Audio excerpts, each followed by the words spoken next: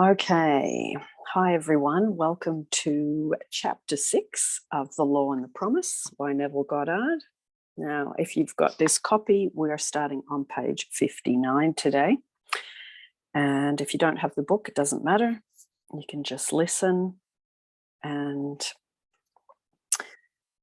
I'm going to start the reading today. The nature of visionary fancy or imagination is very little known, and the external nature of permanence of its ever-existing images is considered as less permanent than the things of vegetative and generative nature. Yet the oak dies as well as the lettuce, but its eternal image and individuality never dies, but renews by its seed. So just so the imaginative image returns by the seed of contemplative thought. So in a nutshell, basically what you think about, what you focus on, what you imagine is what comes forward. And it is an ongoing thing that Neville talks about. So the images of our imagination are the realities of which any physical manifestation is only the shadow. If we are faithful to vision, the image will create for itself the only physical manifestation of itself it has a right to make. So what we think about and what we focus on in our minds, whether it be going back over conversations, whether it be something brand new that we think about, or it is, if you think about it in terms of whatever it is that you're going through at the moment, and you put your thought on, then that is what comes forward and is photocopied and comes towards you. We speak of the reality of a thing when we mean its material substance. Okay? That is exactly what an imaginist means by its unreality or shadow. Imagining is spiritual sensation. Enter into the feeling of your wish fulfilled through spiritual sensation, through your use of imaginal sight, sound, scent, taste, and touch. You will give to your image the sensory vividness necessary to produce that image in your outer or shadow world.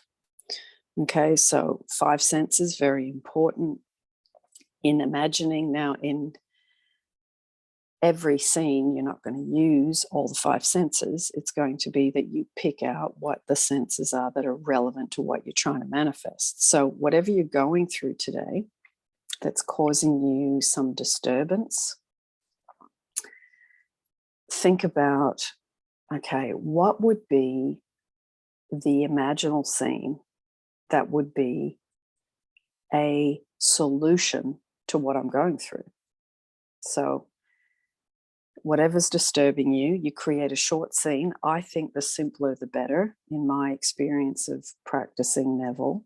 If you can reduce your imaginal scene to something that would seem natural and ordinary, that would be the natural progression into what you would prefer, opposite to what you're getting right now. And then you put your focus on that and you do it on a loop. Okay, using the relevant senses. So if you've got something, say, to do with a disturbance in a relationship, which is a big one for many, then you would imagine the exact thing that would give you relief. Okay, so aim for relief when you're doing imaginal scenes. That's the most important thing. Okay, now can some of you that have popped in since we started, could you just mute yourself so we keep the line really quiet as we're doing this? That would be really helpful. So here is the story of one who was faithful to his vision. FB, being a true imaginist, remembered what he had heard in his imagination. Thus he writes, "A friend who knows my passionate fondness for opera tried to get Kirsten Flagstad's complete recording of Tristan and Isolde for me at Christmas. In over a dozen record stores, he was told the same thing. RCA Victor is not reissuing this recording, and there have been no copies available since June. On December 27th, I determined to prove your principle again by getting the album I desired so intensely. Lying down in my living room, I mentally walked into a record shop. I patronized and asked the one salesman whose face and voice I could recall, 'Do you have Flagstad's complete Isolde?' He replied, 'Yes, I have.' That ended the scene, and I repeated it until it was real to me." Now, what I like about this is the scene is super short. Okay? He walks in, he asks a question, he gets an answer. Nice and tight, nice and clear, nice and simple. Okay? And I like the fact too, he lies down on his living room floor. Okay?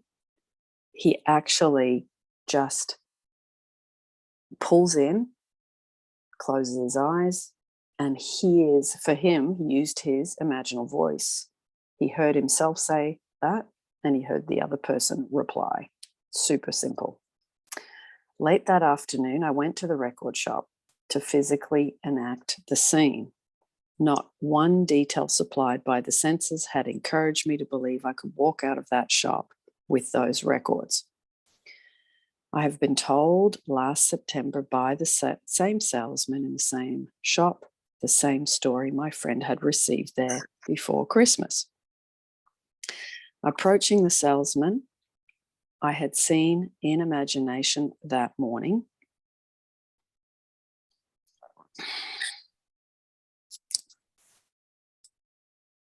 give me one sec. I've lost my place. I have been told last September by the same salesman in the same shop, the same story my friend had received there before Christmas. Approaching the salesman I had seen in imagination that morning, I said, "Do you have Flagstad's complete Isolde?" He replied, "No, we haven't." Without saying anything audible to him, I said inwardly, "That's not what I heard you say." As I turned to leave the shop, I noticed on a top shelf what I thought to be an advertisement of this set of records and remarked to the salesman, "If you don't have the merchandise, you shouldn't advertise it."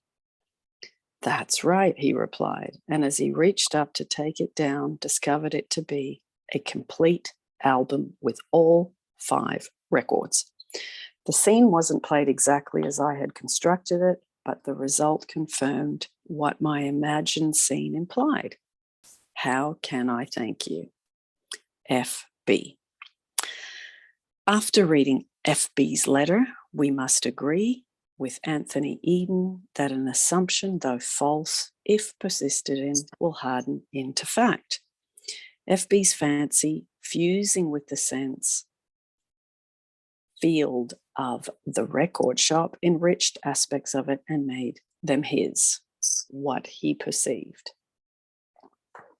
Okay, so just give me one sec. I'm just going to mute a couple of people. So I'm picking up some background noise. Okay, so does anybody want to do a little bit of reading?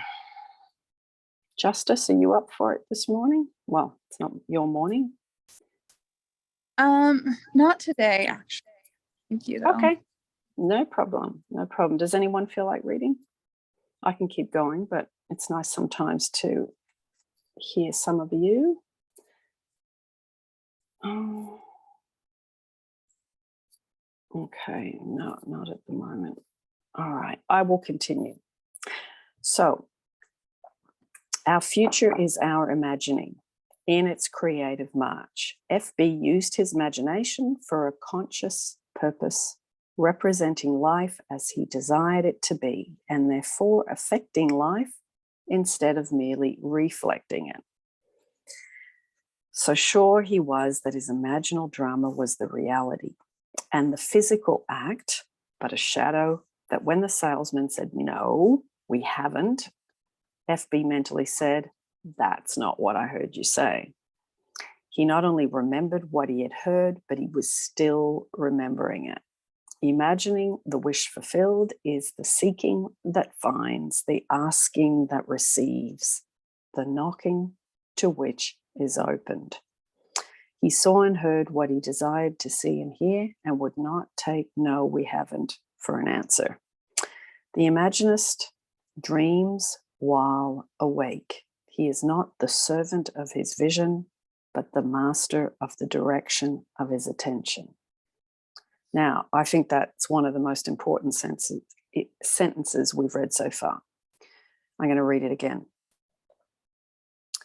The Imaginist dreams while he is awake.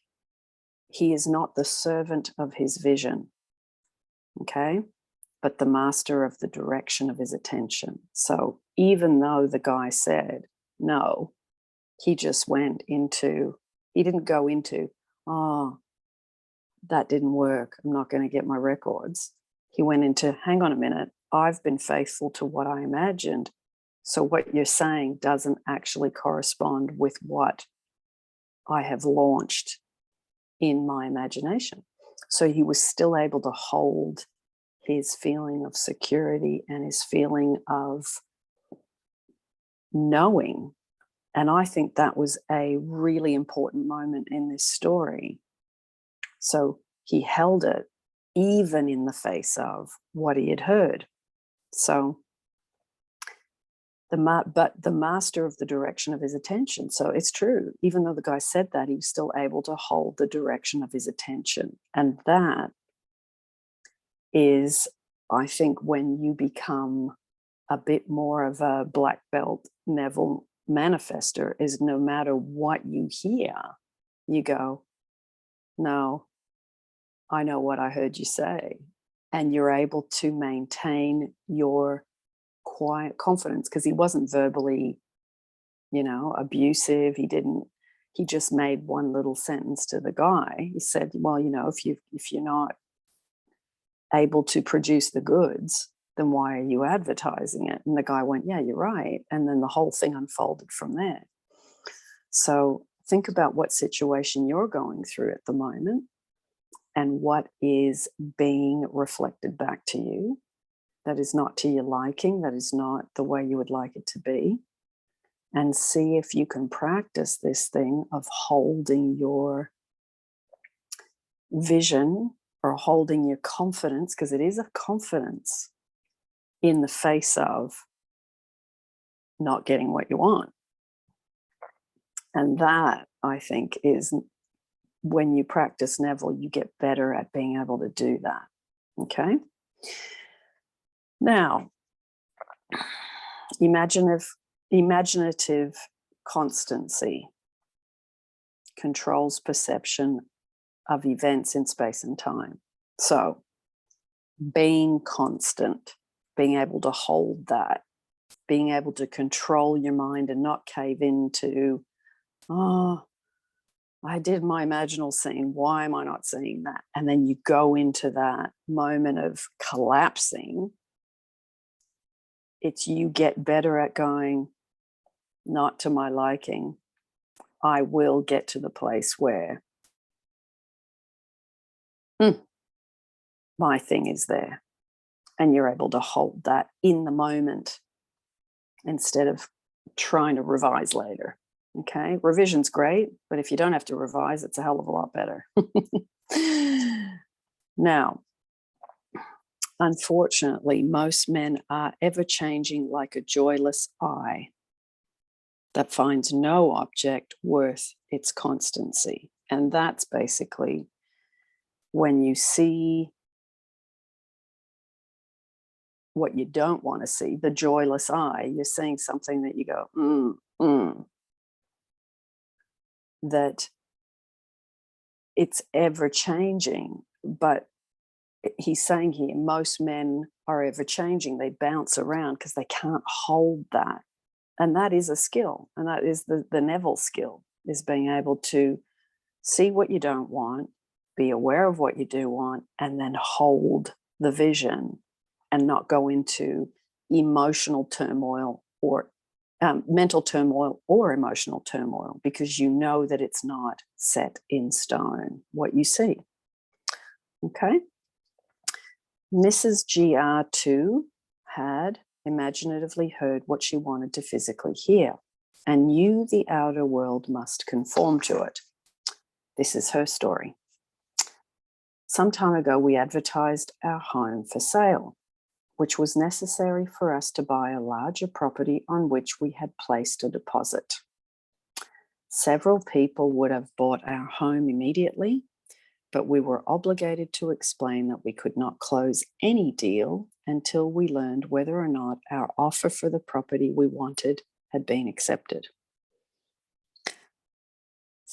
At this time, a broker called and literally begged us to allow him to show our home to a client of his who was eager for this location and would be glad to pay even more than we were asking. We explained our situation to the broker and to his client. They both stated they did not mind waiting for our deal to be consummated.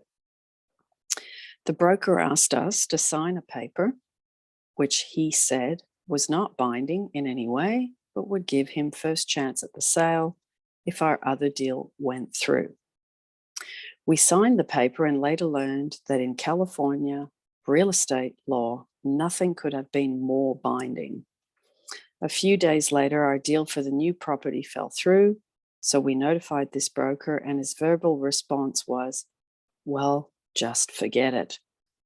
2 weeks later, he filed suit against us for $1,500 commission. Trial date was set and we asked for a jury trial. Our attorney assured us he would do all he could, but that the law on this particular point was so stringent that he could not see any possibility of our winning the case. When time for the trial arrived, my husband was in the hospital and could not appear with me in our defense. I had no witnesses, but the broker brought 3 attorneys and a number of witnesses into court against us. Our attorney now told me we had not the slightest chance to win. I turned to my imagination, and this is what I did. Completely disregarding all that had been said by attorneys, witnesses, and the judge who seemed to favor the plaintiff, I thought only of the words I wanted to hear in my imagination, and I listened intently and heard the foreman of the jury say, "We find the defendant not guilty." I listened until I knew it was true. I closed my mind's ear to everything said in that courtroom, and I heard only those words: "We find the defendant not guilty." The jury deliberated from noon recess until 4:30. That afternoon, and all during those hours, I sat in the courtroom and heard those words over and over in my imagination. So when you think about it, that's some pretty intense focus. From noon till 4:30, that's 4.5 hours, one sentence over and over. When the jurors returned, the judge asked the foreman to stand and give their verdict. The foreman stood up and said, "We find the defendant not guilty, Mrs. GR. If there were dreams to sell, what would you buy? Would you not buy your wish fulfilled? Your dreams are without price and without money." By locking up the jury in her imagination, hearing only what she wanted to hear. She called the jury to anonymity on her behalf, imagining being the reality of all that exists. With it, the lady achieved her wish fulfilled. So in her case, she used the one sense, hearing. Very simple, one sentence only. So I think the thing to notice about both of these stories is the simplicity of the imaginal scene. Okay. And keeping that pinpointed focus on the end result. Now, obviously saying we find the defendant not guilty, that would have evoked some level of relief, despite that she was really in the eye of the cyclone there. That was an intense situation. But sometimes intense situations creates an opportunity to have immense focus because the stakes are high. Now,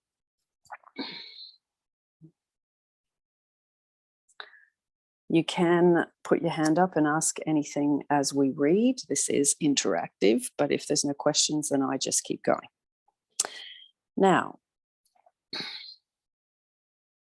Hebel's statement that the poet creates from contemplation is true of Imaginists as well. Okay, so you create from contemplating what it is that you desire. Anastasia, I'm going to call you up. Go ahead and unmute yourself, and then you can ask the question.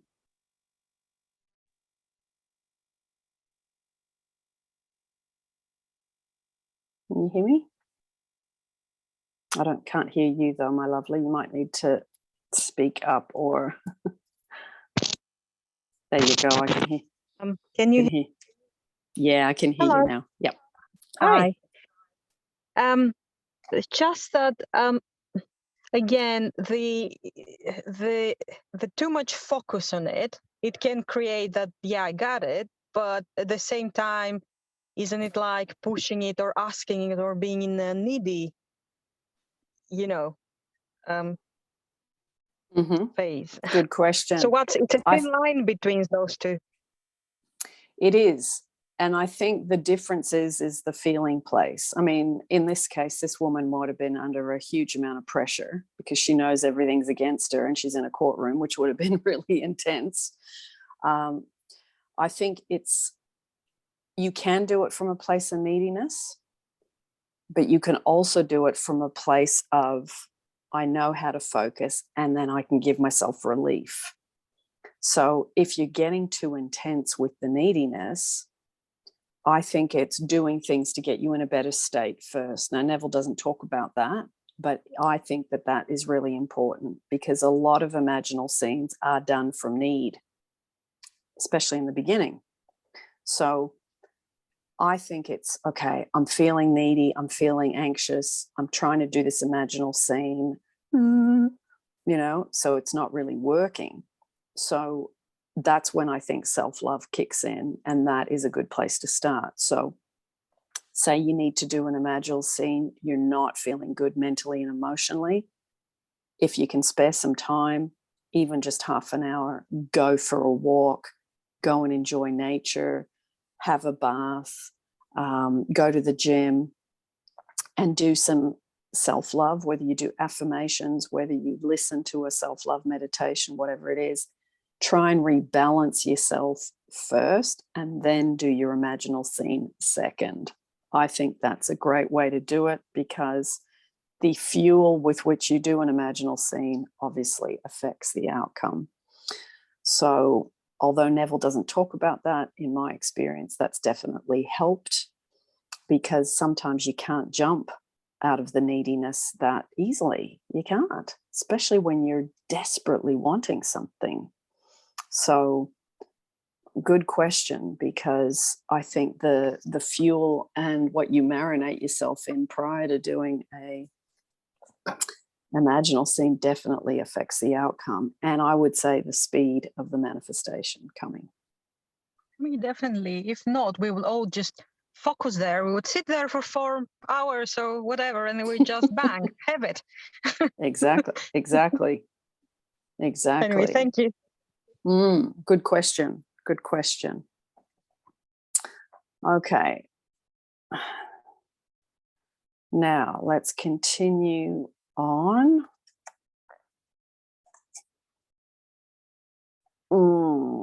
Would you not buy your wish fulfilled? Your dreams are without price and without money.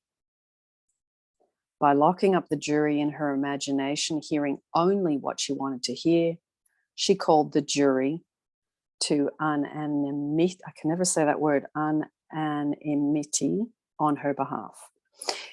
Imagining being the reality of all that exists, with it, the lady achieved her wish fulfilled. Hebel's statement, I'm reading this again because this is really the nut of how to do this, and even for doing it under pressure. I mean, amazing to her that she was able to focus for 4.5 hours, but then again, she didn't really have anything else to do because she was under pressure. So Hebel's statement that the poet creates from contemplation is true of Imaginists as well. So you create through contemplation. Contemplation is putting your full focus in one place. So do not multitask. Do not do this while you're at work. People say to me, oh, I do all this stuff while I'm at work. It's like, well, no, your focus is split. Do it when you can put your full attention on things. Okay. So they know how to utilize their video, audio hallucinations to create reality. So video, what you see, audio, what you hear, apply whichever senses are relevant to what you are looking to manifest. Nothing is so fatal as conformity. We must not allow ourselves to be girt about by the ringed fixity of fact. Okay? Now, what's he talking about? Girt is surroundings. So you have to make sure that you don't go off into peripheral, as in what's around it. Okay? Hone in, be tight, be clear, just like in these two stories we've read. Keep it tight, keep it simple, loop it. And then you will start to get that, you'll get that relief. And if you do that, that's how you know you are doing something that is heading you in the right direction. Okay? Now, change the image and thereby change the fact. Okay? R.O. employed the art of seeing and feeling to create her vision in imagination. A year ago, I took my children to Europe, leaving my furnished apartment in the care of my maid. When we returned a few months later to the United States, I found my maid and all my furniture gone. The apartment superintendent stated that the maid had had my furniture moved by my request. There was nothing I could do at the moment, so I took my children and moved into a hotel. I, of course, reported the incident to the police and also brought in private detectives on the case. Both organizations investigated every moving company and every storage warehouse in New York City, but to no avail. There seemed to be absolutely no trace of my furniture, nor of my maid. Having exhausted all outside sources, I remembered your teaching, and I decided I would try using my imagination in this matter. So, while seated in my hotel room, I closed my eyes and imagined myself in my own apartment, sitting in my favorite chair and surrounded by all of my personal furnishings. I looked across the living room at the piano on which I kept pictures of my children. I would continue to stare at my piano until the entire room became vividly real to me.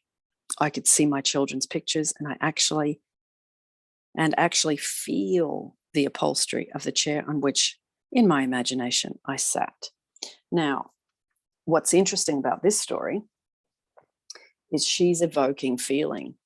Photos of the children, she can see the photos. She can remember when they were taken. She can remember sitting in the chair and looking across at the photos and feeling love. So injecting love into a scene, I think, is one of the most powerful feelings you can inject.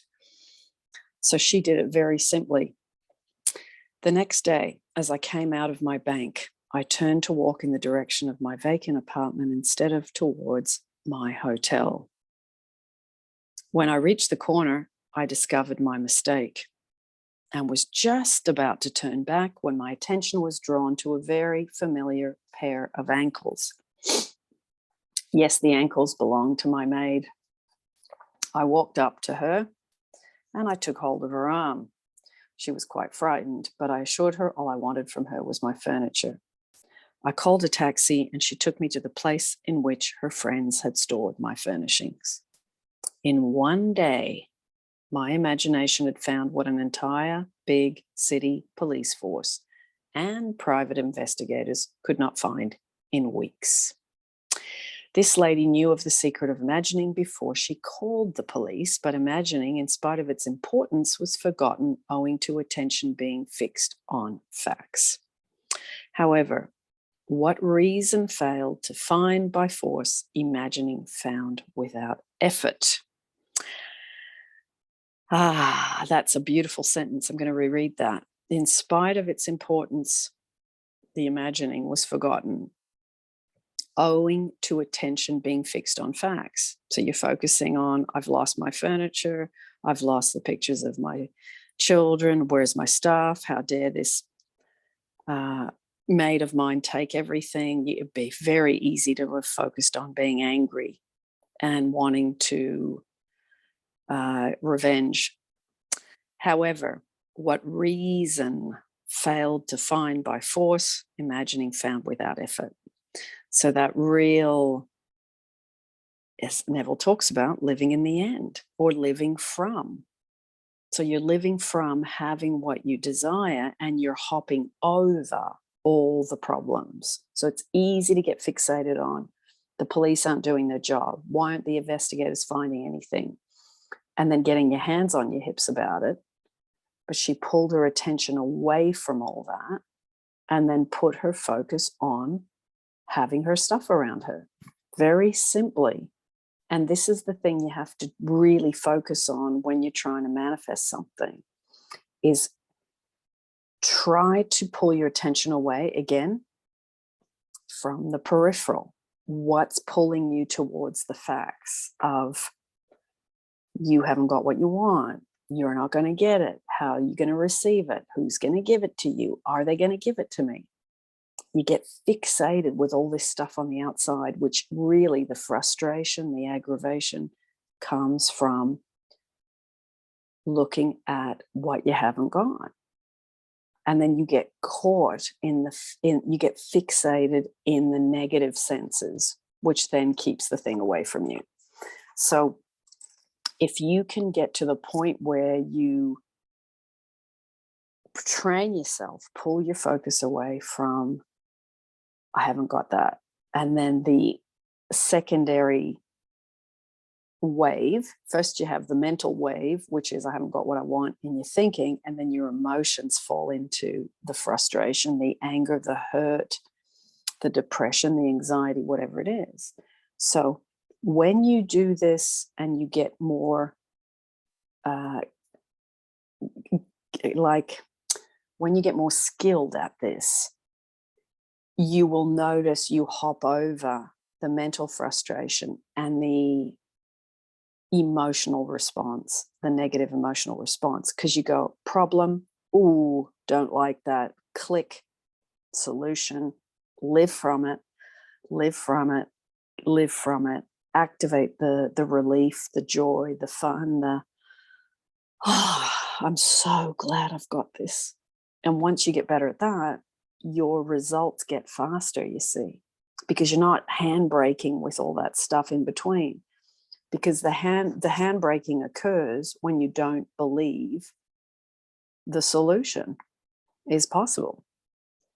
And you get caught in the facts, okay? Now, nothing merely goes on including the sense of loss, without its imaginal support. Now, this is the golden nugget in this story. Okay, I'm going to read that again. Nothing merely goes on, including the sense of loss, without its imaginal support. So the sense of loss is I've lost my furniture in this story, and I feel really angry. How dare my maid do that? So the sense of losing the children's photos, the piano, the chair, you know, and also the trust. Like the maid went from working for this woman to then betraying her trust. So the sense of loss, if you give it imaginal support, will continue on. So you cannot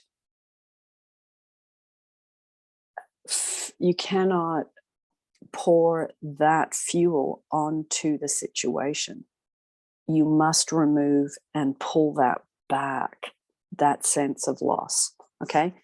It only stays alive by your imaginal support, which is the emotional reaction of, where did that go? And I haven't got that. And then you're in pain and you're feeling hurt or you're feeling angry, whatever it is, in regards to whatever situation you're going through.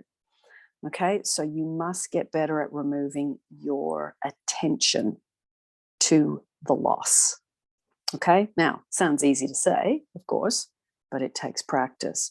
Pull your mental thoughts pull them away and then put them on what you want. Pull them away, put them on what you want. You're going to have to do that repeatedly. Okay, that takes practice, but it's possible to get better at it. Okay, now, I'm going to read that one more time. Nothing merely goes on, including the sense of loss, without its imaginal support. So, by imagining that she was seated in her own chair, in her own living room, surrounded by all of her own furnishings, she withdrew her imaginal support she had given to her sense of loss. And by this imaginal change, she recovered her lost furniture and reestablished her home. So ask yourself today, what situation have I got going on right now that I am giving my focus and my attention to the sense of loss or something that I'm not getting? What it was I getting before that I don't have now, that I'm giving my attention to in a negative way. I haven't got that. I haven't got that. I'm not getting enough. I'm not getting enough. I want more. I want more. Now, there's nothing wrong with wanting more. It's just when you're doing it from the place of, that is not correcting the external situation. You must train yourself, get your mind onto the wish fulfilled, and then it's like your body lets go and has a big sigh. When you get that sighing feeling, when you're doing this, you know you're heading in the right direction. Okay, it's like a physical, you go from tense, problem, solution, relaxness. Okay, that's your indicator that you're heading in the right direction. Now, your imagination is most creative when you imagine things as you desire them to be, building a new experience out of a dream of fancy. To build such a dream of fancy in her imagination, FG brought to play all of her senses: sight, sound, touch, smell, even taste. This is her story. Since childhood, I have dreamed of visiting faraway places. The West Indies particularly fired my fancy, and I would revel in the feeling of actually being there. Dreams are wonderfully inexpensive, and as an adult, I continued to dream my dreams, for I had no money or time to make them come true. Last year, I was taken to hospital in need of surgery. I had heard your teaching, and while recuperating, had decided to intensify my favorite daydream while I had time on my hands. I actually wrote to the Alcoa steamship line asking for free travel brochures, travel folders, and pored over them hour after hour, choosing the ship and the stateroom and the 7 ports I desired most to see. I would close my eyes and in my imagination would walk up the gangplank of that ship and feel the movement of water as the great liner pushed its way into free ocean. I heard the thud of the waves breaking against the sides of the ship. I felt the steaming warmth of a tropical sun on my face, and I smelled and tasted salt in the air as we all sailed through blue waters. Now, this one's got quite a few of the senses active, okay? She obviously felt the movement and she heard. So 2 senses there. And then she smelt and tasted. So she's got a lot going on in this little scene, but they're all relevant to what she is trying to manifest. For 1 solid week, confined to a hospital bed, I lived the free and happy experience of actually being on that ship. Then the day before my release from the hospital, I tucked the coloured folders away and forgot them. 2 months later, I received a telegram from an advertising agency telling me I had won a contest. I remembered having deposited a contest coupon some months before in a neighborhood supermarket, but had completely forgotten the act.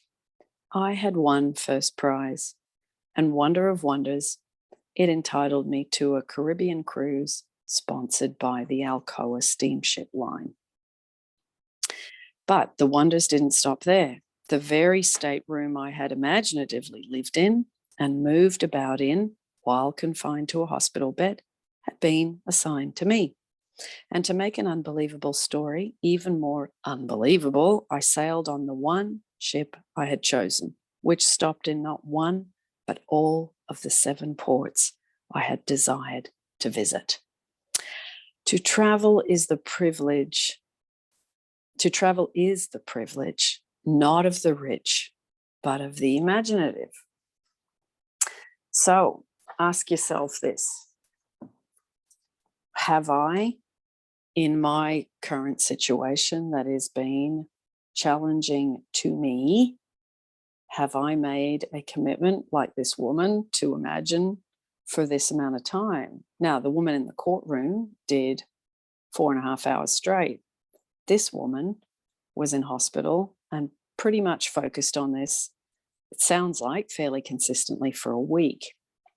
So ask yourself, have I made the commitment to the focus of my imaginal scene, which would imply the solution to my problem?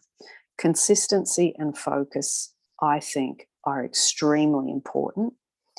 I don't think you need to do it obsessively, but I do think you need to be consistent. So if you're doing 5-10 minutes a night before you go to sleep, or if you're a morning person, you prefer to do things in the morning as you wake up because you're, more alert, pick your time that suits. Jesset, you got a question? Can you hear me? I can, yeah. Yes, thank you.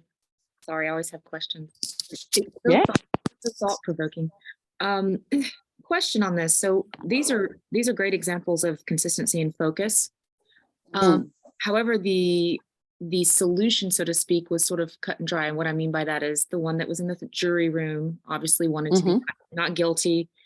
This lady had always wanted to travel, etc. However, in sort of our daily life here in 2023, we have several things that you're wanting to manifest at one time. For example, I don't know, finances, I don't know, better job, whatever. How do you do one scene per topic?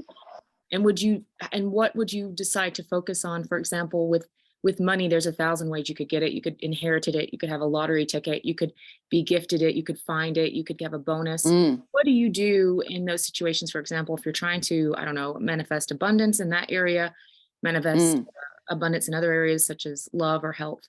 When you've got several things going on at once, what I'm trying to say is it's a bit hard to decide on the scene and keep it simple and clear, because my mind's quite imaginative, so it runs all over the place. So it's like, well, what would be a great thing to focus in on? Per topic. So I guess it's more of a general question of like what you would focus on per topic. Okay, a few different things to answer your question. There was a story, I think it's in this book, and we will come to it at some point, the woman that wanted so many things that she would get really anxious trying to imagine all the different things she wanted. Oh, yes, yes. So, and in that story, Neville says to her, it's better for you to just go to sleep and capture the feeling of, isn't it wonderful what's happening to me now? Because that sits on top of all the subjects she was trying to manifest. Like this woman she needed money. She had a car that was falling apart. She didn't have money to buy clothes to go to interviews. She was out of work. I think she had nowhere to stay as well, if I remember correctly. So it was too hard to go through one thing at a time. I need a car, I need this, I need that. So the blanket statement, which sits on top of all of these things, is, wouldn't it be nice what's happening to me now? And you fall asleep in the feeling. So that means that all subjects would have been taken care of. And that story is amazing. I mean, she manifested a friend of hers that she hadn't seen in years, through another friend giving her like checks every month to the point where she didn't even need to work. Like, it was an astounding manifestation. And she had money for the rest of her life because these checks came every month for the rest of her life. So if you want to do it that way, I think that's a really good and simplified way of doing it. And the other thing you can do is go, okay, if I've got, say, 3 things I want to manifest, but one of them, they're all important, but this one's the one that's causing me the most disturbance, say it's financial, then you go, okay, let me imagine. I can do it 2 ways. I can imagine a particular sum of money, say $500,000. That would definitely help. And I'm going to choose to see it coming. Like, there's a story in this book that we're reading where a guy went to the racetrack because that was something that he did. He gambled. So for him, it made sense that he would win from the racetrack. So you can do it generally, as in you just imagine, like for us in 2023, seeing your bank app on your phone, and you go in there and you see 500, 3 zeros, 1,000, and you go, wow, unreal, that's so great, I'm free, I can go and buy what I want. So I do think we need to drag Neville's teachings from that time into this time as to what's relevant, because how we relate to certain subjects such as money has changed so much since then, because they wouldn't have had probably even credit cards in those days. They would have had just cash. So tweak it to make it relevant to how we do things in 2023, and choose which way you want to go. You can go general, as in just having money and getting that feeling of, I mean, if you had all the money you wanted, the relief you would feel and the calmness you would feel and the freedom to be able to do what you want when you want, because that's really what money buys, is you can do what you want when you want. You're no longer at the mercy of having to do anything. So to inject yourself with the feeling of relief would be the way to go about it too, you see. So if you had, that sounds great. That's wonderful. So that's that general feeling you could do for all the topics. So if you had 3 things, you want to do finances, love, and let's say you wanted to do a special training or internship in a company, for example, would you say, okay, I'm going to just do this general thing every night? Or am I going to do one scene on finances over and over again, then I'm going to switch to the other and do it over and over again, and then switch to the other over and over again? Would you do it like that, or just stick to one at a time? I would stick to one at a time and then do it until it manifests. That's been what's been most successful for me. Like when I was in Sydney, I was working a job. I was confined to, you can only have holidays at certain times. And I had the guy I wanted to be with in London. And I'm thinking, how do I get there? I don't have enough money. I don't have enough holiday time. If I start a relationship with him, how am I going to do this? My mum's in Australia. My friends are in Australia. I still want to see them. He's over there. I can't get a job in London because then I'm going to have the same problem over there. I won't be able to travel back and forth. So I had so many things that had to dovetail. I had to earn 6 figures. I had to have enough time to spend here with people, over there with people. And I had to be able to have places to live in both places. So this took a lot of money to be able to do that. So I was like, oh my God, what do I start on? And I get this overwhelm.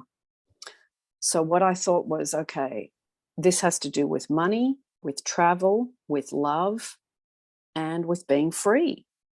So I started doing imaginal scenes for all this stuff, and I was getting really overwhelmed. I thought there's too many components, there's too many bits and pieces to imagine.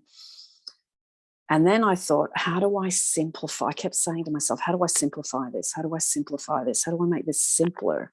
Because I studied this book that we're reading now. I think I went through it about 100 times. I went through it every night. I would read something, then I'd go, how do I apply that to my situation? And I would pick through the bones of it again and again and again. So finally I thought, okay, I'm going to, and I sat down with a piece of paper and I thought, because I'm really visual, that's my strongest sense, and I know that. So I was thinking, how do I use my visual skill to make this simple? And I sat down with a piece of paper and I thought, okay, I want to go from Sydney to London, and then my family's in the south of France, and I hadn't seen them for a long time because I never had any money. So I was thinking, I'd really love to see them more regularly too. So 3 locations. That's a triangle. Let me draw an isosceles triangle. I haven't used that since school, but it's going to come in handy now. So drew the triangle, white paper, black line, Sydney, London, south of France. Little plane. Drew a little cartoon plane in 3 spots.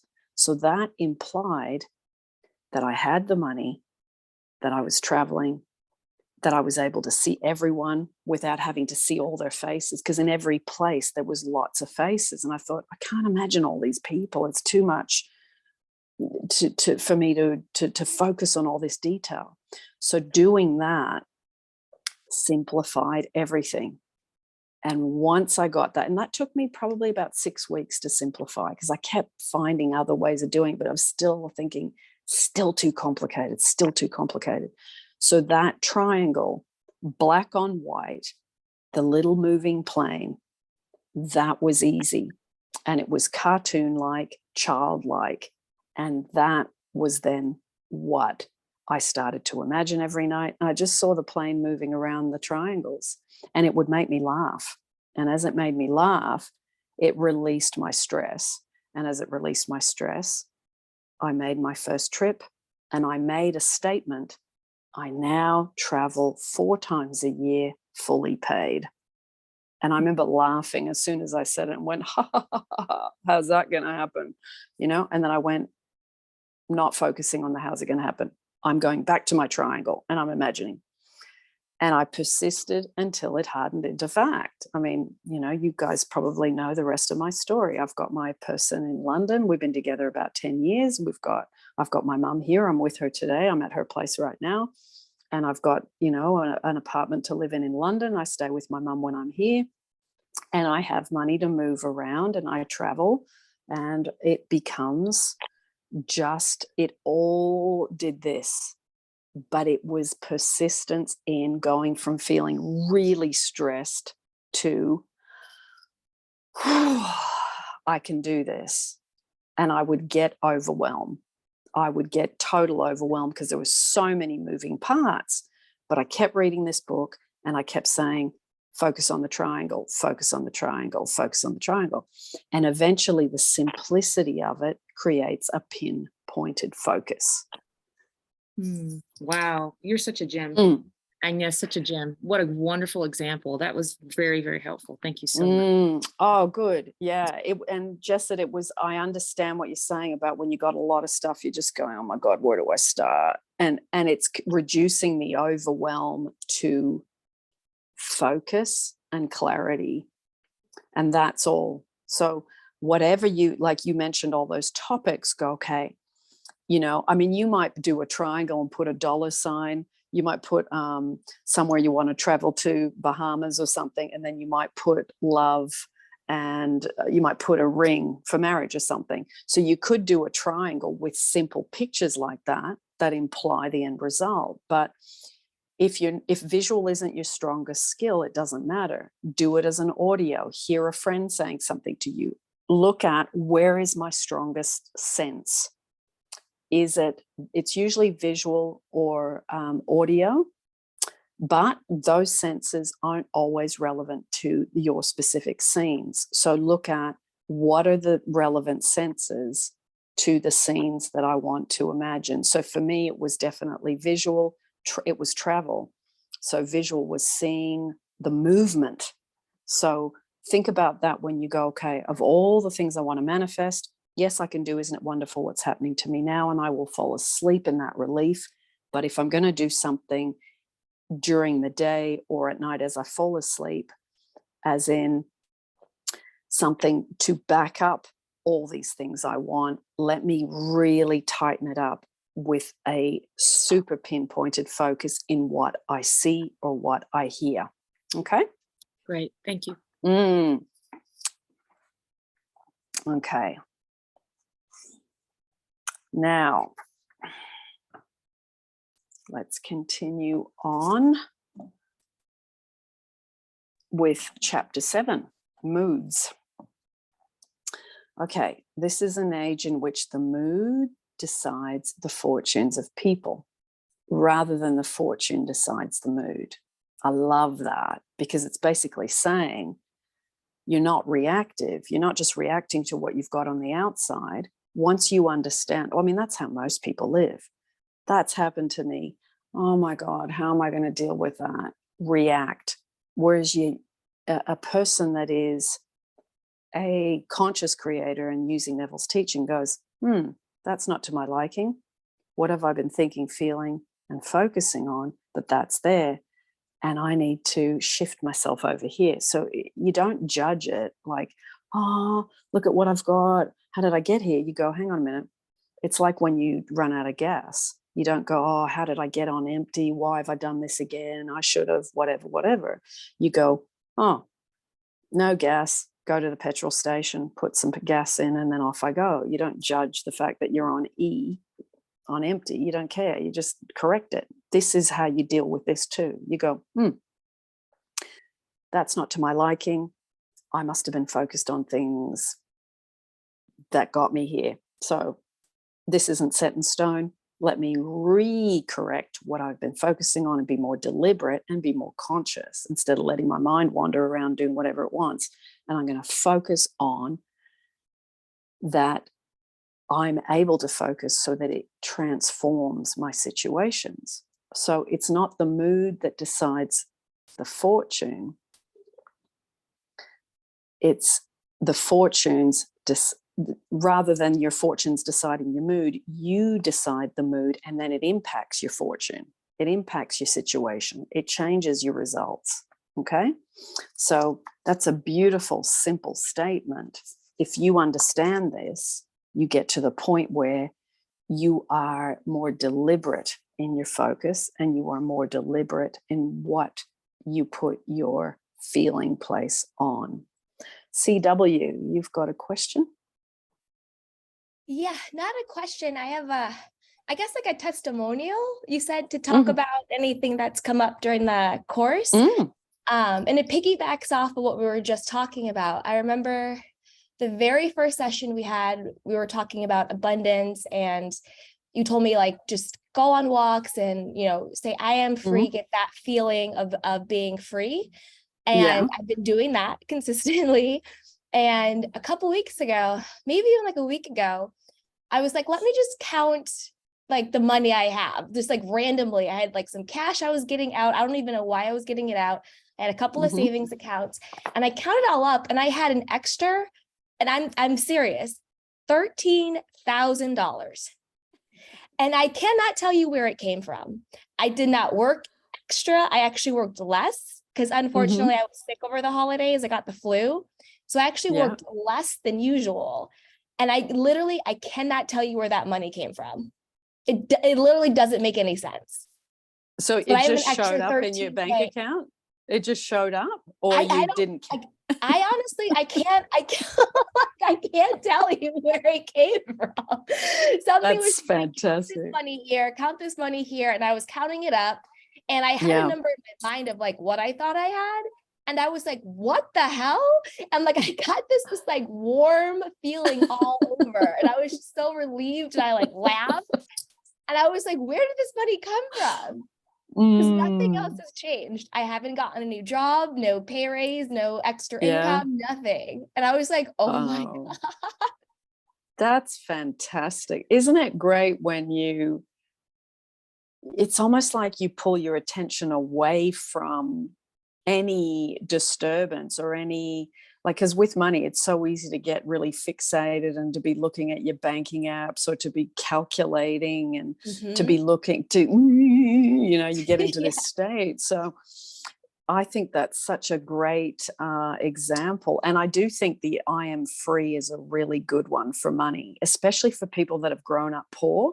Yeah. Because I remember people would say to me, because I grew up with, my dad was on welfare because we were in Canada and it was snowing a lot, and he was a builder and he couldn't work. And so I remember when I started doing this money stuff, people would say, okay, you just got to get into doing I am wealthy. And I'd go, how the hell would I know what that feels like?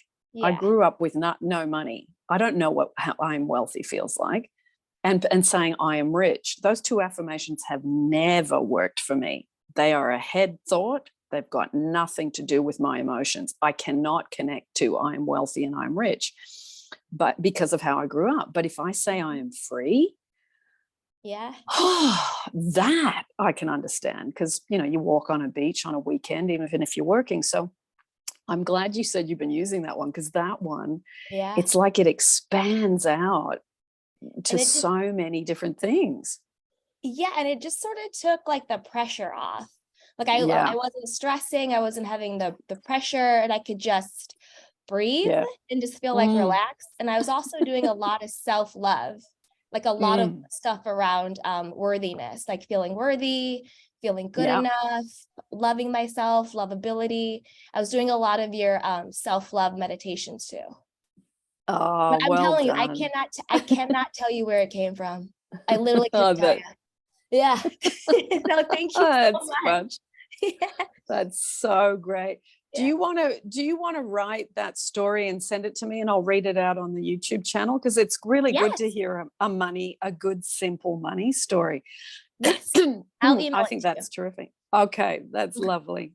Thanks for sharing that. That's great. Of course. Okay. So, continuing on. Okay. Men regard their moods far too much as effects and not sufficiently as causes.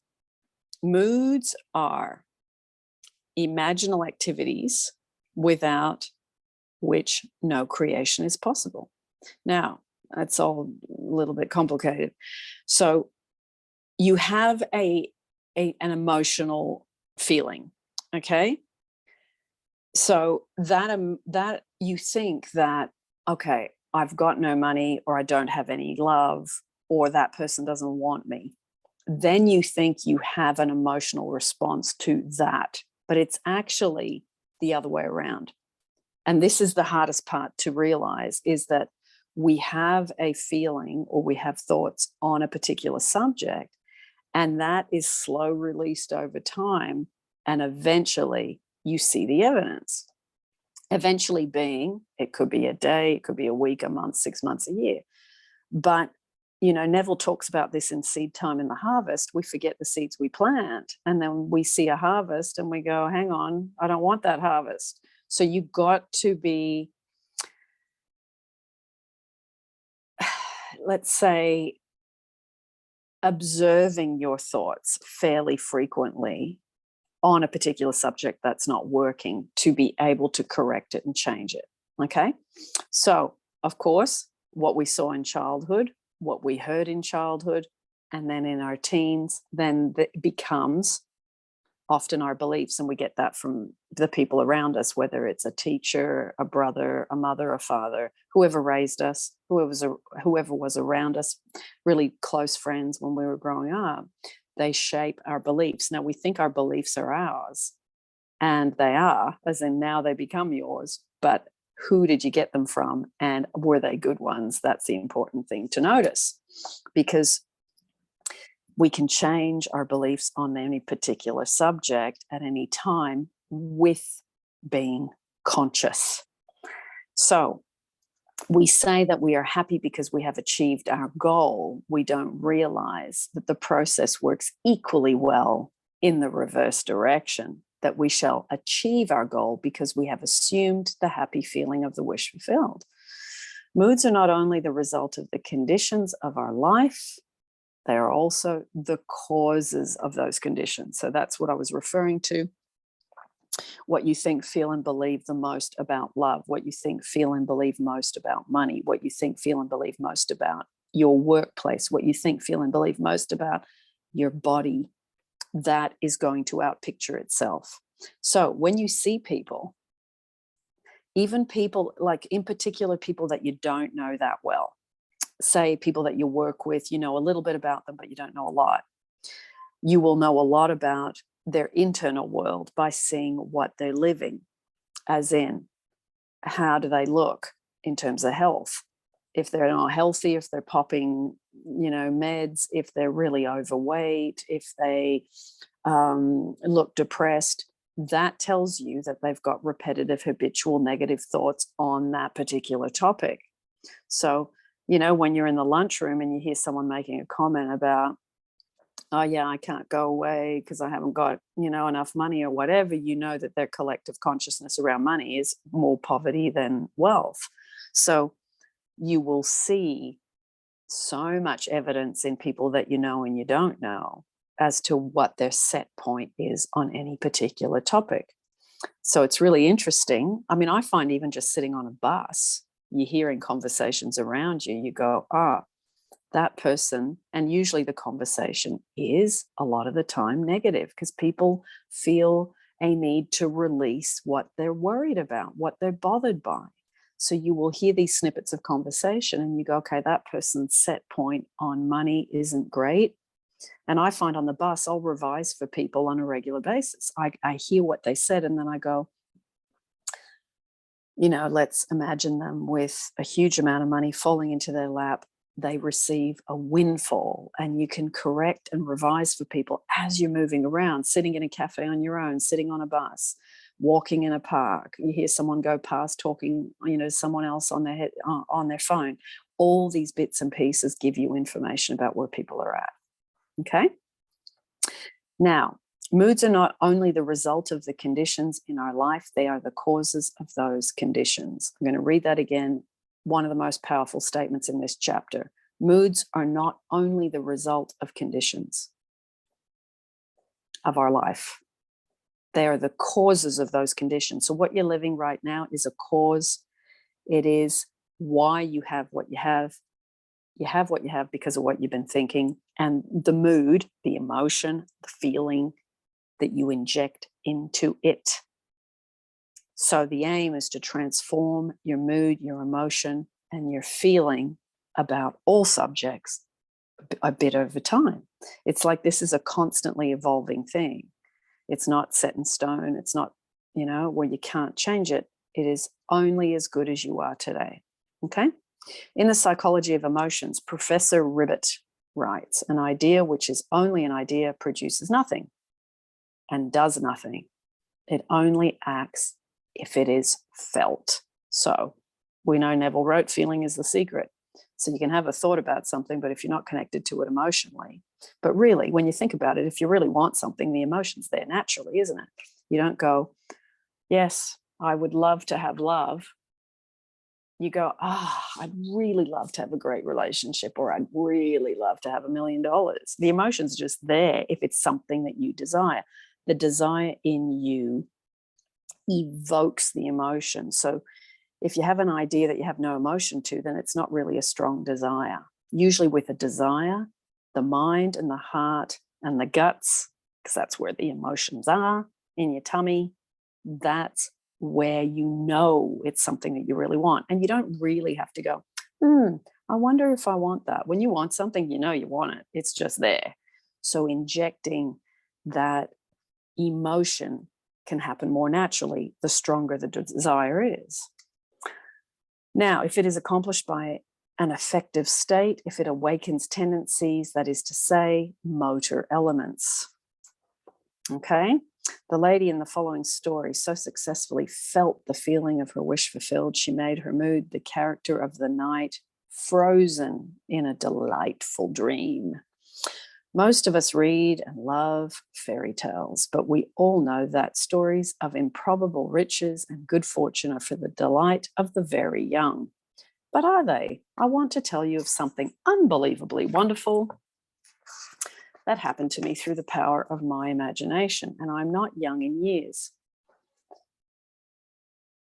We live in an age which believes in neither fable nor magic, and yet everything I could possibly want in my wildest day dreams was given to me by the simplest use of what you teach, that imagination creates reality, and that feeling is the secret of imagining. Now, this is interesting because we were just talking about this story about the woman who needed everything, and this is the story, okay? At the time, this wonderful thing happened to me. I was out of a job. I had no family to fall back upon for support. I needed just about everything. To find a decent job, I needed a car to look for it. And though I had a car, it was so worn out, it was ready to fall apart. I was behind in my rent. I had no proper clothes to seek a job. And today, it's no fun for a woman of 55 to apply for a job of any kind. My bank account was almost depleted, and there was no friend to whom I could turn. But I'd been attending your lectures for almost a year, and my desperation forced me to put my imagination to the test. Indeed, I had nothing to lose. It was natural for me, I suppose, to begin by imagining myself having everything I needed. But I needed so many things and in such short order that I found myself exhausted when I finally got through the list. And by that time, I was so nervous, I couldn't sleep. One lecture night, I heard you tell of an artist who captured the feeling, or word, as you called it, of "Isn't it wonderful?" in his personal experience. I began to apply this idea to my case. Instead of thinking of and imagining every article I needed, I tried to capture the feeling that something wonderful was happening to me, not tomorrow, not next week, but right now. I would say over and over to myself as I fell asleep, "Isn't it wonderful? Something marvelous is happening to me now." And as I fell asleep, I would feel the way I would expect to feel under such circumstances. I repeated the imaginary action and feeling for 2 months, night after night. And one day in early October, I met a casual friend I hadn't seen for months, who informed me he was about to leave on a trip to New York. I had lived in New York many years ago, and we talked of the city a few moments and then parted. I completely forgot the incident. 1 month later to the day, this man called at my apartment and simply handed me a certified check in my name for $2,500. After I got over the initial shock of seeing my name on a check for so much money, the story that unfolded seemed to me like a dream. It concerned a friend I had not seen or heard from in more than 25 years. This friend of my past, I now learned, had become extremely wealthy in those 25 years. Our mutual acquaintance who had brought the check to me had met him quite by accident during the trip to New York last month. During their conversation, they spoke to me, and for reasons I was not to know, for to this day I've not heard from him personally, and I've never attempted to contact him. This old friend decided to share a portion of his great wealth with me.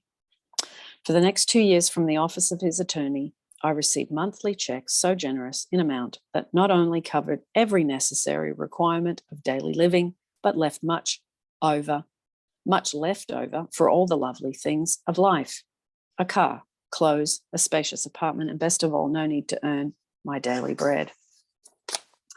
This past month, I received a letter and some legal papers to be signed, which provide the continuation of this monthly income for the rest of my natural life. TK. If the fool would persist in his folly, he would become wise. So, amazing story, and very interesting that that story's fallen right in the middle of this study class when we just mentioned that very question about 10 minutes ago. I think that is one of the most amazing stories of change and, again, withdrawing attention from loss or not having. And this is what she did. Now, this one is the statement. It's not visual. It's not hearing anything. It's not smell, taste, touch. It is the feeling. So this is honing in straight on a feeling. The feeling of relief. Isn't it wonderful what's happening to me now? And getting into the place of really surrendering and letting go. And you're letting go of anxiety, fear, homelessness, fear of homelessness, fear of I don't have anyone to ask for help. But she corrected that within her own self. And what a monumental manifestation. And we're talking 8 weeks of focus. It's not a lot, a couple of months. So she did this night after night. And I'm sure when she started this, she would have had neediness and anxiety for sure. And a lot of stress. And like she said, she couldn't focus on each thing at once because she would get really exhausted. So for those of you today that have got more than one thing, take a leaf out of TK's book, because this was not just a manifestation. This was a quantum jump, I reckon. It was one of the most amazing manifestations in this book. So if the fool would persist in his folly, he would become wise. So she basically removed her attention from her state of not having, her state of loss, her state of, I don't know where to go for help. I'm helpless. She removed her attention from I'm helpless and no one's helping me and I've got nowhere to go and I don't know what to do. She pulled her attention away from all of that and just focused intently on having all her needs met. And she got there. So powerful, powerful, correct. This is like, I would say, a spiritual maturity. You're spiritually maturing from focusing on negative, unwanted conditions. And you are, it's like you're cleansing your soul, your spirit from the pain of thinking that you're disconnected from source. And you're not. Like we know, we've heard it many times. You know, God is the source of my supply, inexhaustible and immediate.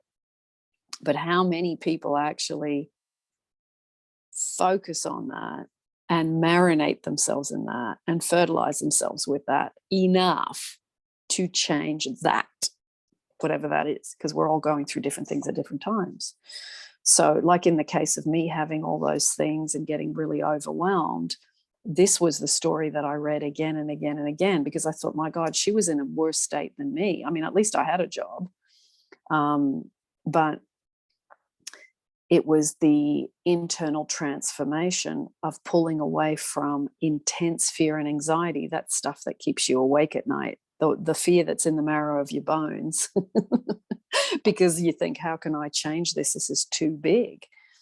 So whatever you are going through right now, whatever thing you've got going on, and it might be multiple things, just like TK, say to yourself, well, boy, oh boy, if this woman can pull that rabbit out of her hat. And I mean, talk about the unknown source. Like there's often we say, thank you, God, for money that comes from known or unknown sources.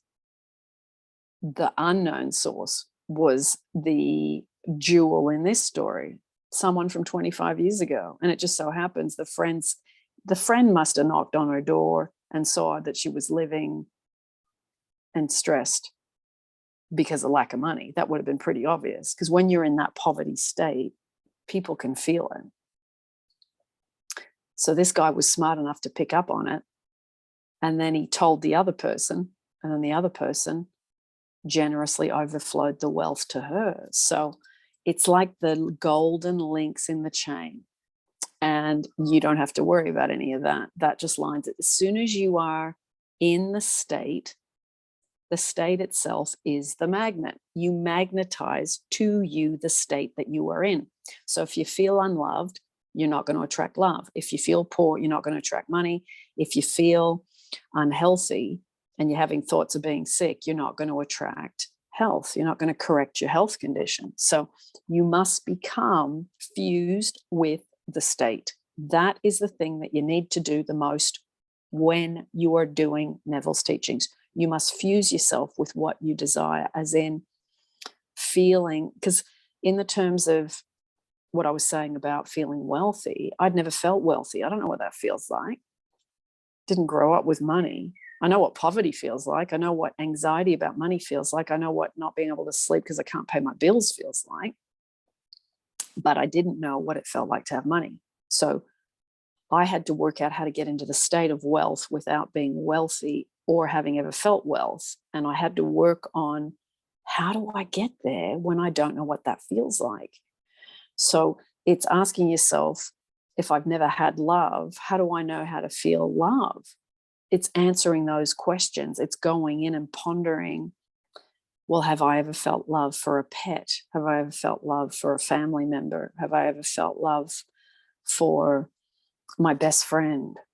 And then you reinfect yourself with those feelings. Use what you've got to work with, because you'll have something there, to pick from. So yeah, this is so exciting when you start to really transform yourself.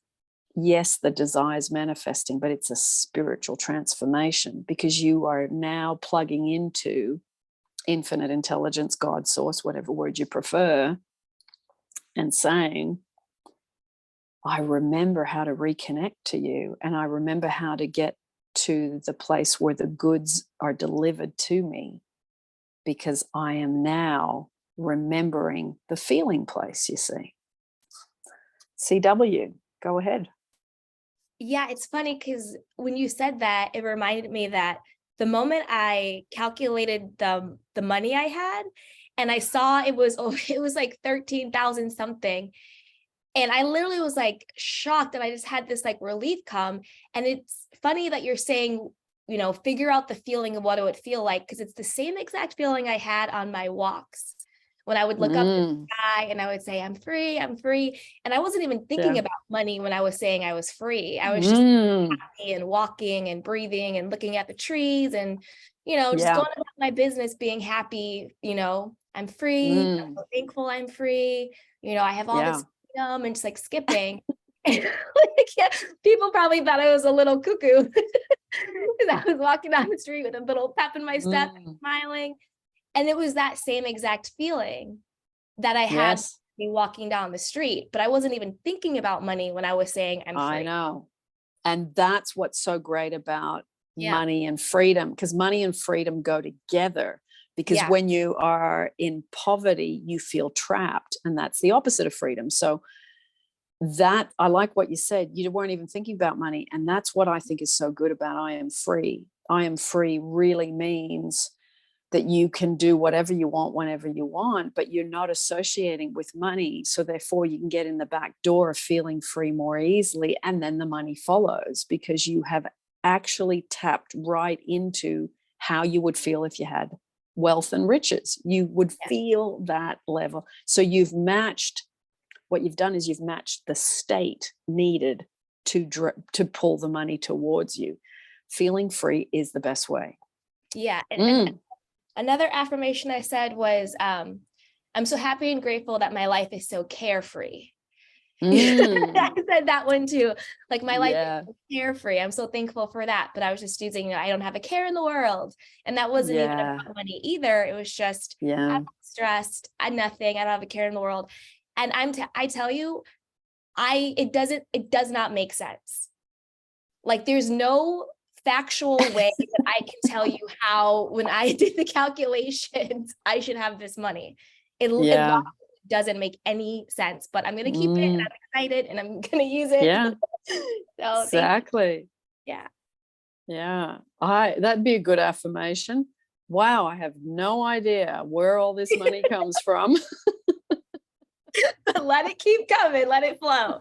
Let it flow. That's great. So I think what's really important to see is, for those of you that are struggling with a particular topic, if you can go out and do something simple like what CW just mentioned, and also, it's like taking the focus off the topic sometimes and just going and having some fun on anything. Like, I knew there was a woman that I used to do coaching with, and she had rollerblades, and she would rollerblade up and down this amazing pathway, concrete pathway.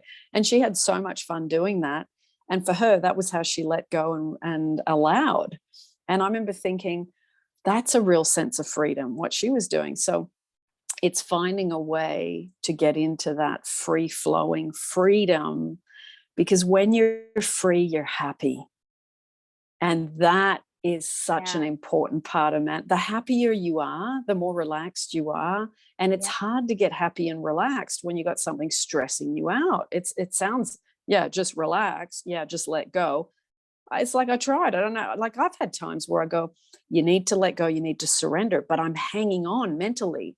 And it's like, sometimes going and doing something that just takes you away from, I have to let go, I have to surrender, and I can't. Go and do something else, so that you get dragged into the distraction. Distraction is one of the most powerful things I think I've come across in the last 30 years. Something's bugging you, going over it's not going to help. Get off the subject, go somewhere else, get distracted, get dragged into somebody's fun, go and listen. Music's always a good one. Exercise out in nature, hanging out with animals, being around beautiful children. Those pull you out of yourself. So use what you can and make it like a treasure hunt. Like, honestly, this stuff gets really fun because you're decoding. I've got this thing in front of me. It's a bit of a problem. Let me see what I can do with this. And you get into that. Like, this is exciting because it's making me practice and improve my spiritual muscle.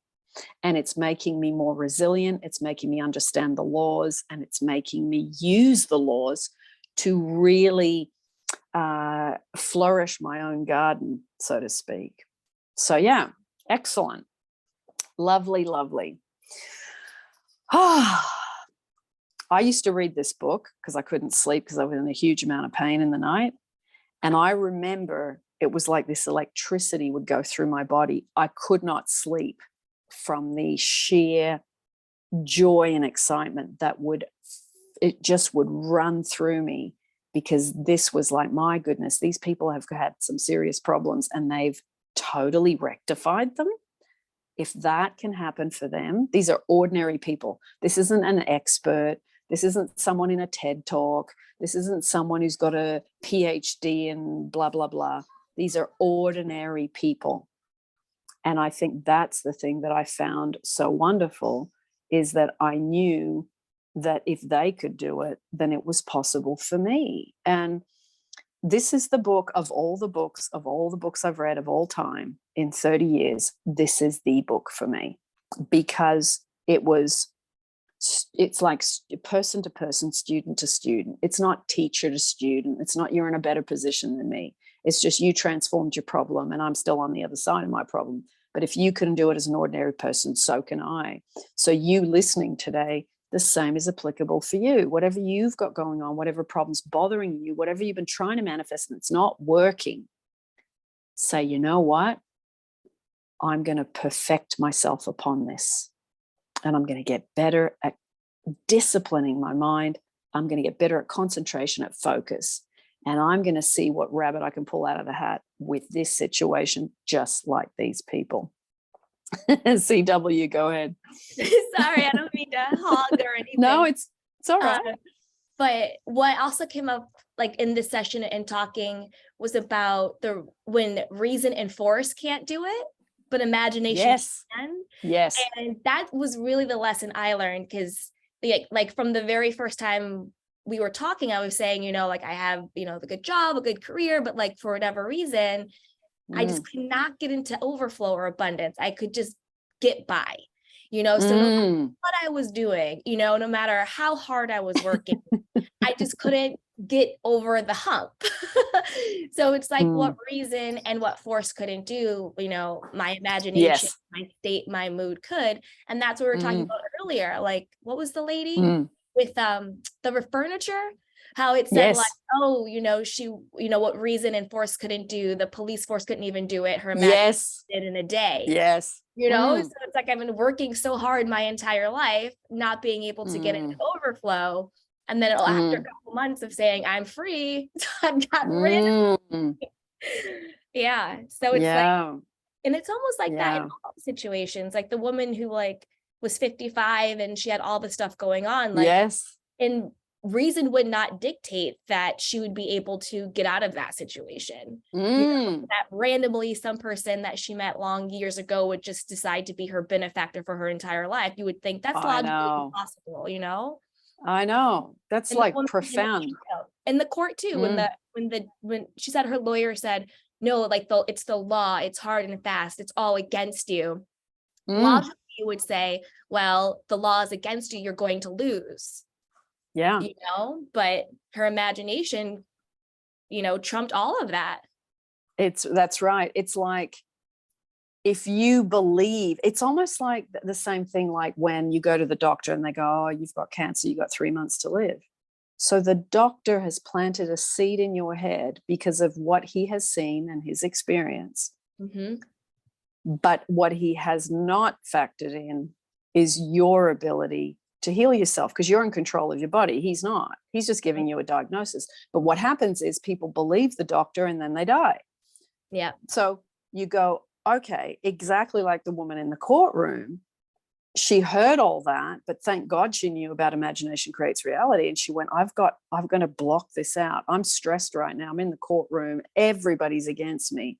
But hang on, I've got one thing no one can touch, and that's what I think.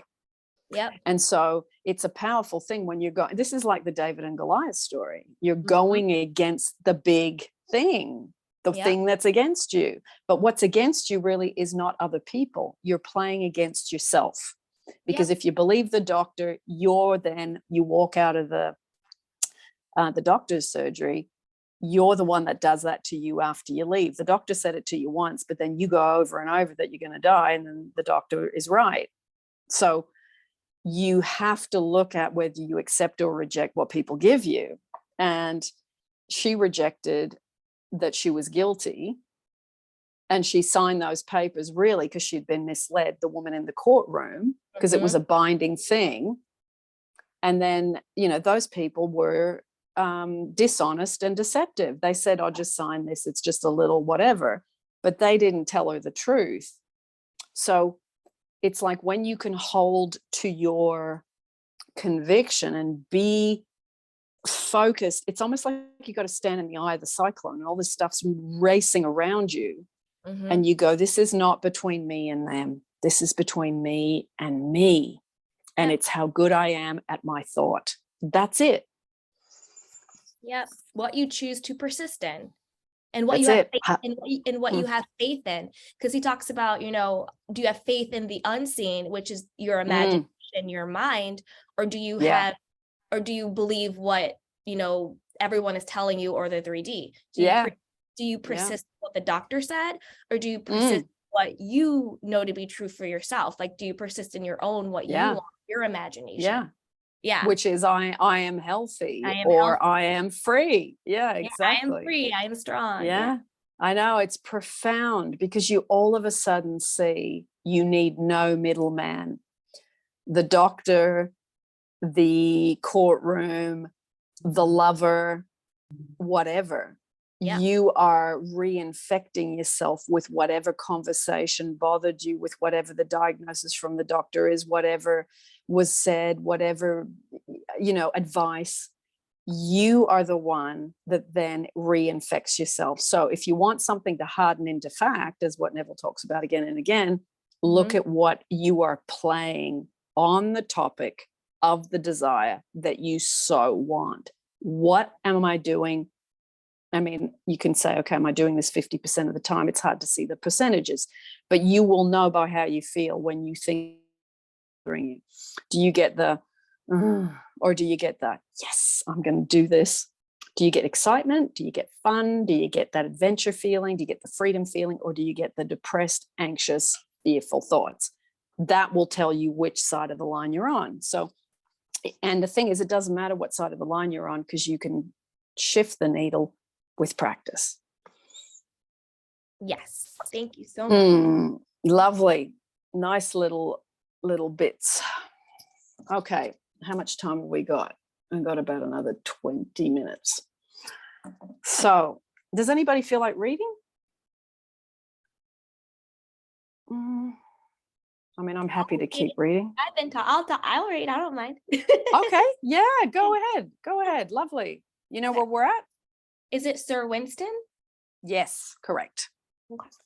Sir Winston calls on us to act on the assumption that we already possess that which we sought to assume a virtue if we have it not.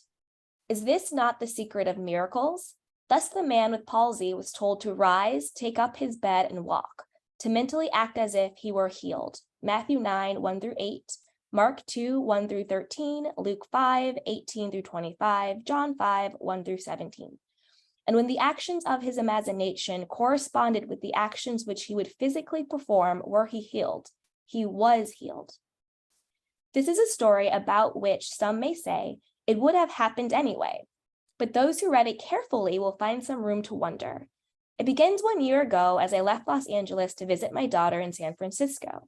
Instead of the happy-natured individual she had always been, I found her in a deep distress. Not knowing the cause of her anguish and not wishing to ask, I waited until she told me that she was in great financial trouble and must have $3,000 immediately. I am not a poor woman, but I didn't have much cash I could put my hands on that quickly. Knowing my daughter, I knew she would not have accepted it anyway.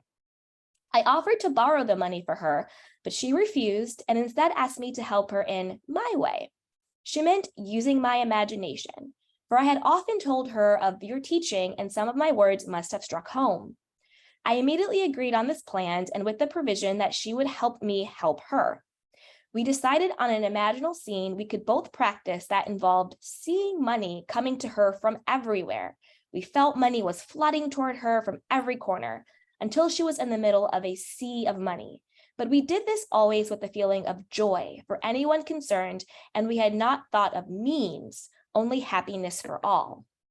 The idea seemed to catch fire with her, and I know she was responsible for what happened a few days later. She was certainly transformed back to the happy, confident mood that was natural to her. Though there was no evidence of any real money coming in at the time, I left to return home in the East. When I arrived home, I called my mom, a lovely young lady of 91, who immediately asked me to come and see her. I wanted a day's rest, but she couldn't wait. It had to be now. Of course I went, and after greeting me, she handed me a check for $3,000 made out to my daughter. Before I could speak, she handed me 3 additional checks totaling $1,500 made in favor to my daughter's children. Her reason? She explained that she had suddenly decided the day before to give what she had in cash to those she loved while she was still here, to know of their happiness in receiving it. It would have happened anyway? No, not like this. Not within days of my daughter's frantic need, and then her sudden transformation to a mood of joy. I know that her imaginal act caused this wonderful change, bringing not only great joy to the receiver, but to the giver as well. P.S. I almost forgot to add that among the checks so lavishly given was one for me too, for $3,000 MB. That's lovely. Lovely, lovely. And it would have been so easy for her to say, look, Mum, I'm tired. I just got back from this trip. I'll see you in a few days. Just give me a break. But she thought, hang on, you know, she had the feeling, but then her impulse was to go, look, I'll just go. And it's all those, again, golden links in the chain, and just, you know, a really simple example. And I love the way that for them, it was the seeing the money. So it was visual, how they did it. You know, they felt the money was flooding towards her from every corner. So it was a feeling and a seeing that they used. Those were the two senses that they used together. And it was just a very, very simple thing between mother and daughter. So there was no means, it was just injecting happiness for all. So it's so simple when you look at the way people describe their scenes in this book. What is the common thread throughout the Law and the Promise is the simplicity of the scenes and the joy that comes from the end result. So think about whatever it is that you're trying to manifest that hasn't worked. Ask yourself a few questions. Have I got a scene that really, like in this scene, it seemed to catch fire with her? Get a scene that kind of catches fire. And they're talking about emotionally, the feeling of, yes, it's that. So think about your scene. Does it catch fire with you? And also, is it simple? So simplify it. And you may need to take a bit of time to simplify it, like I did with the triangle, you know, flying with the little plane. That took me about, I think, 6 weeks to simplify. I tried about 3 or 4 different things, visualizing people's faces, being at the airport, you know, the plane taking off and me sticking to the seat. I did all sorts of bits and pieces leading up to that. Now that probably helped, but it was inducing overwhelm because there was too many moving parts with 3 different countries, lots of different people. And then, you know, I just thought there's a thing in this, because I was reading this at the time again, and it was, my scene isn't simple enough. The simpleness is it's like it's undiluted, it's concentrated. So the simpler the scene, I think the quicker to the end result. But the hardest part is simplifying your scene. So spend some time, if you haven't got a scene, you know, maybe sit down with a piece of paper, write down what you know, and then go, okay, how do I simplify this? Is it visual? Is it hearing something? Is it the feeling place? Is it a combination? Is it taste? Is it smell? Is it touch? Look at from the thing you want to manifest, go, okay, which senses are relevant? And then write those down. Go, well, okay, well, I'd be seeing something, I'd be feeling something. Let me just use those 2 senses. They're the most relevant. And so it's kind of a process. You're sifting through and panning for gold. You got to get rid of all the sand. Okay. Thank you, CW, for reading. So now I'm going to read the next little story. Now, the boundless opportunities opened by recognizing the shift of the focus of imagining is beyond measure. There are no boundaries. The drama of life is an imaginal activity in which we bring to pass by our moods rather than by our physical acts. Moods so ably guide all towards that which they affirm. They may be said to create the circumstances of life and dictate the events. The mood of the wish fulfilled is the high tide which lifts us easily off the bar of the senses. where we usually lie stranded. Okay, so what he's talking about there, it's like it pulled the mood, as in how you feel, what you're focusing on mentally, and then the emotional, like domino effect. That's the thing that you've got to put your focus on the scene, so that that's what happens. It lifts you off the depression. It lifts you off the anxiety. It lifts you off the this is never going to happen. It lifts you off the fear. It's you trying to pull yourself off that thing, okay, which is the problem, okay? Now, if we are aware of the mood and know this secret of imagining, we may announce that all that our moods affirm will come to pass. So the following story is by a mother who succeeded in sustaining a seemingly playful mood with startling results. Surely you've heard the old wives' tale about warts. One sec, I'm just going to mute the sound.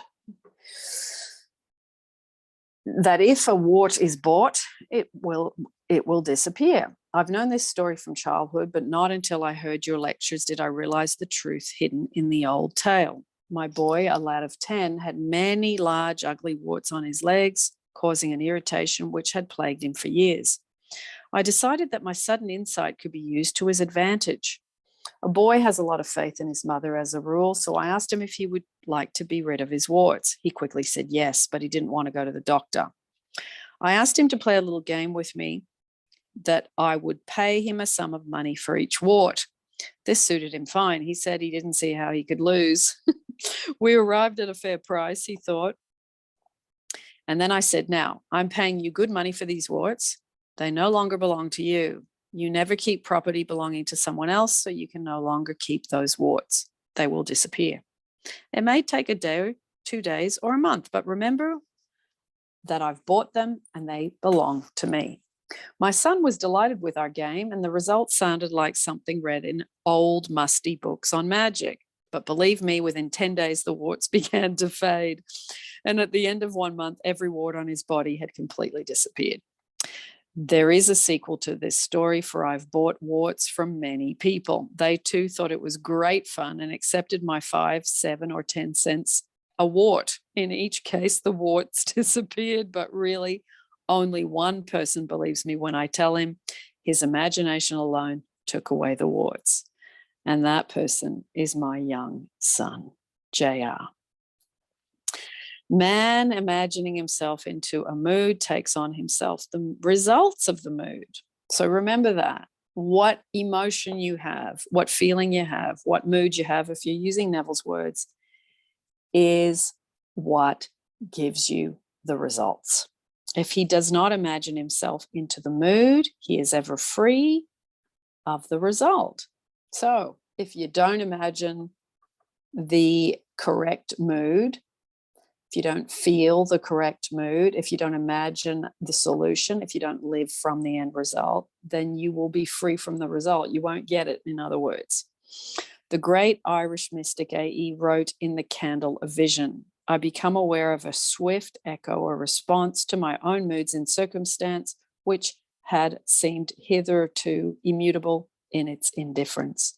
I could prophesy from the uprising of new moods in myself that I, without search, would soon meet people of a certain character, and so I met them.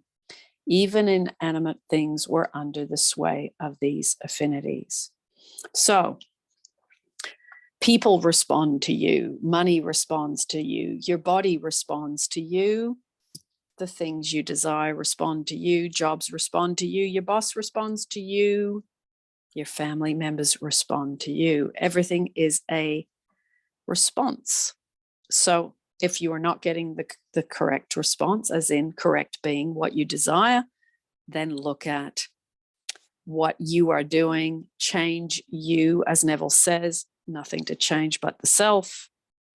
So look at, how can I change what I am thinking, feeling, and believing about that, them, boss, money, loved one, lover, mother, father, teacher, boss, health, And in a way, health is really, I think, the easiest one, because you're in your own skin. You can't get away from your own health. You can get away from your boss, your father, your lover, but you cannot get away from your own self. So in a way, the closest thing to you that you can influence is your skin suit, so to speak.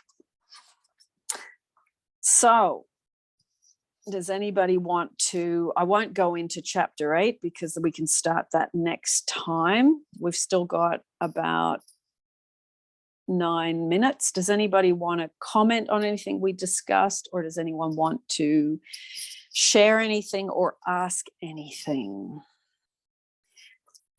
And if you would like to say, which story did you feel today was the most beneficial for you in regards to what you're going through?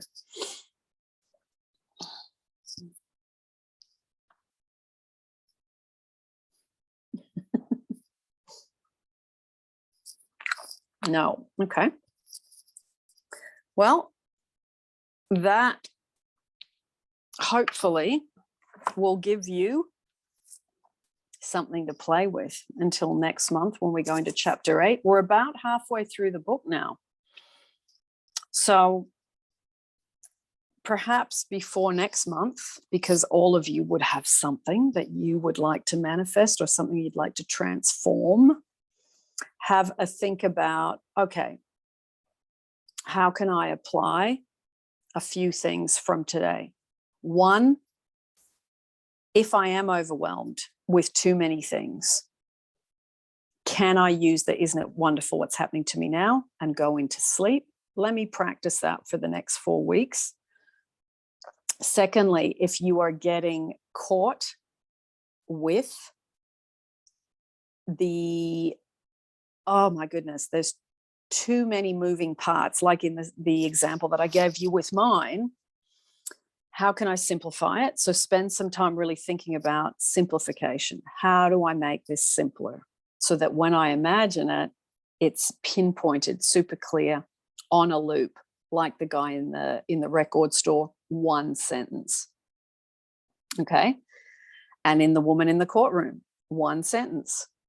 The verdict is not guilty. So you've got to find your one sentence. You've got to find your one scene. You've got to find your one thing that you can loop. And think about also, when you are practicing this month, what are the senses that are relevant to that desire? Okay. And that really will set you up to be able to do something for the next month or two. And focus on, if you have too many, isn't it wonderful what's happening to me now? If you've got one thing, focus on that.